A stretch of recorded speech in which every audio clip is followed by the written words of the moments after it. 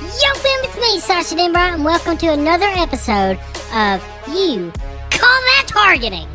My gosh, week 1 is behind us, and my gosh, there's just a load of trash teams to talk about. Let's get into it. We're going to recap week 1. Let me scoop my absolute mic. Week 1, my gosh, so many trash teams. But we're going to talk about the scores and whatnot of the games that we picked. And starting with Miami at Florida. Miami goes in there and beats Florida's britches. 41-17. My gosh, Florida's terrible. Mike picked that one correct. Clemson versus Georgia. 34-3. Georgia beats the absolute nipples off of Clemson. Which wasn't a shocker. We all three picked Georgia. And then we got LSU, USC. Me and Mike picked LSU like absolute garbage because Earl picked USC. USC ends up winning 27-20. And then the game of the absolute week, my Notre Dame Fighting Irish go into College Station and whip some tits because they beat Texas A&M 23-13, by the way. And me and Earl were the only ones that picked that one correct. Mike is nothing but garbage. And so in the points, me and Earl are tied with 3 college football picks correct. And Mike has 2, like the utter trash that he is. But we didn't get the NASCAR pick right. We'll get into that later. And we didn't pick an NFL game. So we'll get into that. We'll get into that this week. So let's talk about a little update on the Children's Hospital. We raised $5 because Iowa absolutely, I forgot, I don't even know who they played. It was some crap school, but they beat them like 40-0. So we're going to donate $5 to the Children's Hospital. So that's awesome. Thank you, Iowa, for winning, actually, and we appreciate it. So now let's give away some Sasha Denbright awards. Starting with my team of the week. This might shock some people because I'm not picking Notre Dame. I didn't want people to get all butthurt about it. I'm going with the absolute Georgia Bulldogs. My gosh, they look good. Slow first half, which, I mean, it's the first game of the year. You're trying to figure out, what players are going to do what, and you're trying to figure out just how garbage everybody is, and I think you're trying not to do too much early on. And once they figured out Clemson, my gosh, it was over. Second half, total domination by the Georgia Bulldogs. So they are my team of the week. Congrats, Georgia. And now let's get into some trash teams. And my gosh, do we have a load of trash. Starting with South Carolina. My gosh, 23-19. They barely squeaked by a nipple hair on Old Dominion. Absolute garbage. You prepare all off season. You get in front of your home crowd and you go out there and absolutely lay a turd against Old Dominion. Nothing but trash. Next trash team, Texas Tech. They had to go to overtime versus Abilene Christian. What the garbage? That sounds like a high school team. And they barely squeaked by 52-51. Texas Tech is nothing but garbage. Virginia Tech is my next one. They lost to Vanderbilt, the red-headed stepchild of the SEC. They lost to them in overtime. They were down 17-0 early. They lost in overtime 34-27. And I heard some people even pick Virginia Tech to win the ACC. And my gosh, they're garbage. My next trash team, the Florida Gators. My gosh! I mean, they got a coach that can't even open a water bottle. He was trying to open a water bottle in the post-game press conference and couldn't open it. He just gave up on it like he has his team. My gosh, Billy Napier is not going to make it through the year. Florida is nothing but garbage. Next trash team, I told you we got a lot. But they were going to be my absolute trash team. The Clemson Tigers got beat 34-3 against Georgia. Looked like absolute turd droppings on offense. My gosh, their defense started out great. It was a close game at halftime. Low scoring game. But my gosh. I mean, Clemson, their offense is just, it is, I promise you, if my left nipple and my right foot somehow had a baby together and it made a nipple foot, it would grow up to be a better quarterback than what Clemson has. My gosh, nothing but pure garbage. But they were going to be my absolute trash team until Monday night when Florida State played Boston College and absolutely got bent over and lost that game. My gosh, Florida State. This is one of the worst falls in college football history that I can think of. They go 13-0 last year, and were whining and griping and complaining about not making the playoff, like they could hang with, like they were better than Alabama. That's just laughable to me. Even with a healthy quarterback, they're not better than Alabama. But Florida State's nothing but pure garbage. They get blown to the absolute mess by Georgia in the bowl game, and they still haven't recovered. DJ Ukulele, or whatever his name is the absolute worst quarterback I've ever seen in major college football. We're not talking about some FCS school. We're not talking about some third string from Wake Forest. We're talking about the starting quarterback for the Florida State Seminoles is nothing but pure garbage. He couldn't hit an open receiver if someone was holding a gun to his mom's head. It is terrible. They're one of the worst teams. They might be my trash team every week on this podcast. They are nothing but absolute garbage. But we're going to move on to one of my favorite segments, and we are going to answer some questions. All right, let's get into it. First question is from Jonesy Boo Batch McGee. Will Georgia make another run, or are they going to get upset a game this year? And Earl can go suck a nut. His voice makes me want to throat punch him. Absolute garbage. Well, you know what? Jonesy Boo Batch McGee, I agree with you. Earl's voice is nothing but pure garbage.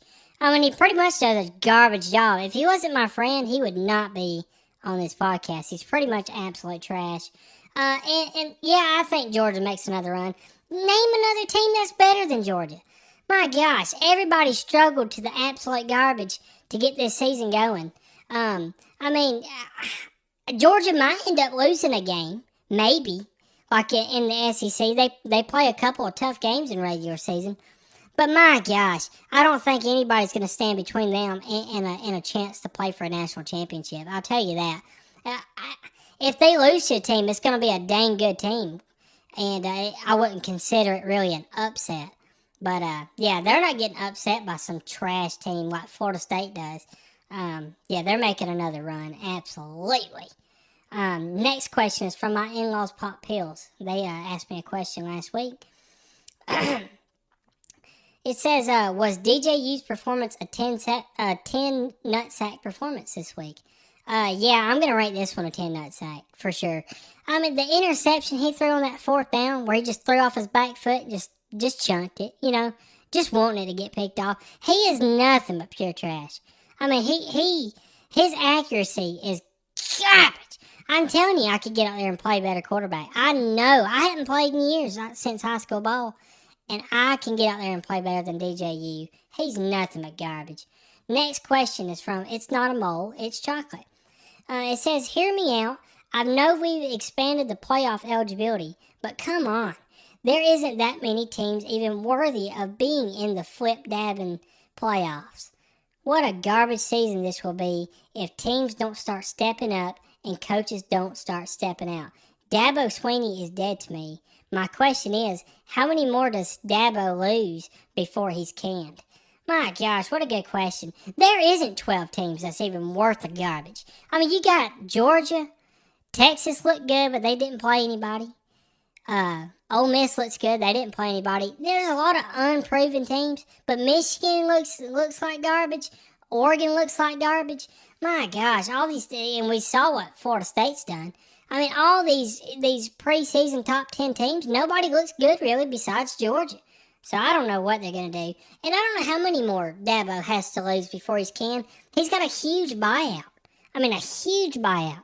And I don't think Clemson wants to pay that anytime soon. But hey, you got to do what you got to do because, You need somebody that can come in with a little bit of modern mindset, because Dabo was wanting to do things old school, and that's why Nick Saban got out. He didn't want to do it this way, and he wanted to get out while he's still, relevant. And Dabo Swinney's hurting his legacy at Clemson by having sucked ball years. So, yeah, I don't know how many more it's going to take, but I don't see Dabo and Clemson being a thing for much longer. Next question is from I got a tattoo of a tiger on my right breast. What a name. It says, Sasha, it's your landlord, Margaret. Crap. She says, you're late on 2 months' rent. I'm about to get the authorities involved. This is your final notice. My gosh. I've gave my last 2 rent checks to my stepson to pay her. Crap. Oh my gosh. That's where he got the hover scooter.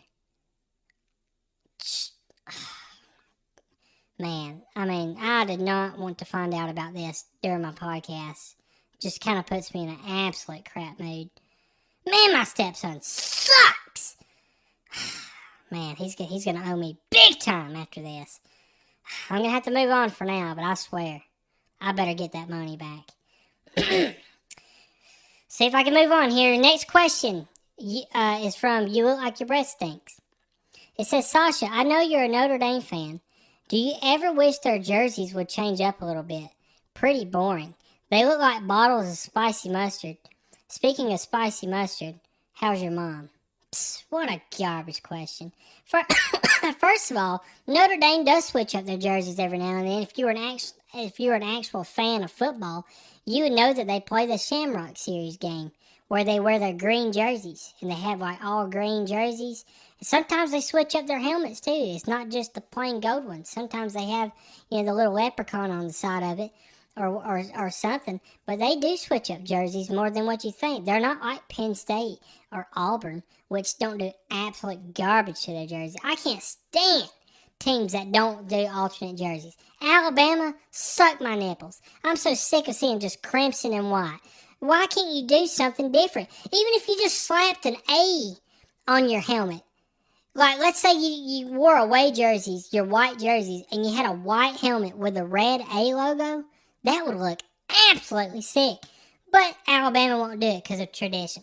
It's garbage. But yeah, Notre Dame does change their jerseys, and it don't look like spicy mustard. And my mom, how's your mom? She's nothing but a failure in life. That's how my mom is. She's probably out doing drugs somewhere or something, because she likes that stuff more than she does me and my twin brother, Natasha. So she's nothing but garbage. So thanks for your garbage question.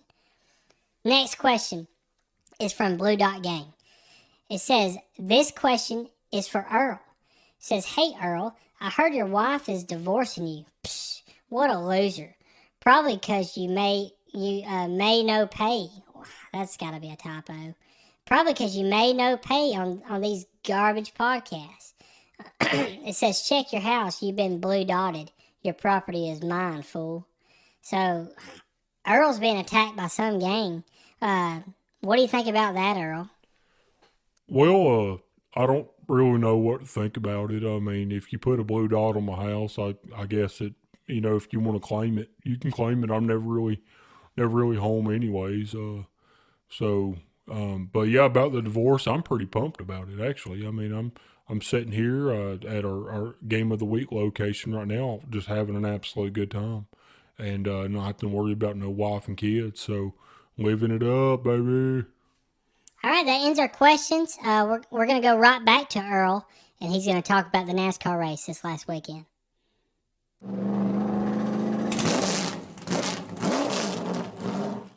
Well, Sasha, I'm kind of an idiot. I said there wouldn't be an upset, but there was. Chase Briscoe ends up winning at Darlington. He hadn't won in like 3 years, 4 years, something like that. But he had a dominant car. He ran up front the whole way. None of us, of course, saw that coming. But great run by Chase Briscoe, but what that did with a new winner, it knocked out Chris Buescher, it knocked out Bubba Wallace, it knocked out Ross Chastain.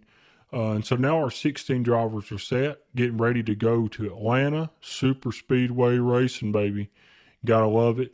And but the big story also at Darlington was Tyler Reddick, who I picked to win, actually was sick.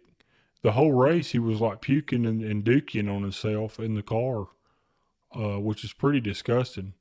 But somehow he powered through and ran 500 miles. I don't know how you do that. And then he ended up winning the regular season championship by one measly point over Kyle Larson. So he got those 15 bonus points going into the playoff. But we're going to make our Atlanta picks right now. And I'm going to go with Joey Logano. I think he's just a great super speedway racer. And his team just knows how to turn it on when the playoffs start. So that's who I'm going with. What about you, Salsa? Sasha. Your name's not Salsa. It's Sasha. What a load of garbage. You can't even get my name right, you piece of trash. But my NASCAR pick, I'm going to go with Brad Keselowski. He's been a little quiet lately, but he does really well at these super speedways. And I think, now that Chris Buescher, his teammate, is out of the playoff, I think they're going to really focus on Brad Keselowski's car and really focus on getting the job done for him. I'm going to go with Brad K. What about you, Mike? I'm going to go William Byron. He's been a little quiet, won some races earlier in the year, but he does really well at this Atlanta track. And I think they're going to come, firing on all cylinders with it being the playoffs. So give me Willie B. All right, Mike. Talk about the NFL game coming up on Thursday. Yeah, we got Baltimore at Kansas City. Big time NFL game. And we're so stoked for this. And awesome way to start the NFL season with this game of the week. Lamar Jackson versus Patrick Mahomes. I guess I'll start making the pick. I'm going to go with Kansas City. They're at home. They're the Super Bowl champs. They're going to be hard to pick against anytime. Even though Baltimore's a great opponent, I gotta go with Kansas City at home. Yeah, I'm going to do the same thing. My gosh, Kansas City. They're just tough to beat. I mean, that Patrick Mahomes, Travis Kelce combo, my gosh. They're awesome. And I just don't see Baltimore having enough to get it done. Definitely on the road. What about you, Earl? I guess I'll just be a little different, and I will pick Baltimore. I think Lamar Jackson and Derrick Henry, that combo is going to be just deadly. And I think Baltimore just always seems to put together a solid defense. Give me Baltimore on the road. All right, Earl. Go ahead and step outside in front of your live crowd, and we're going to make our college football picks, baby.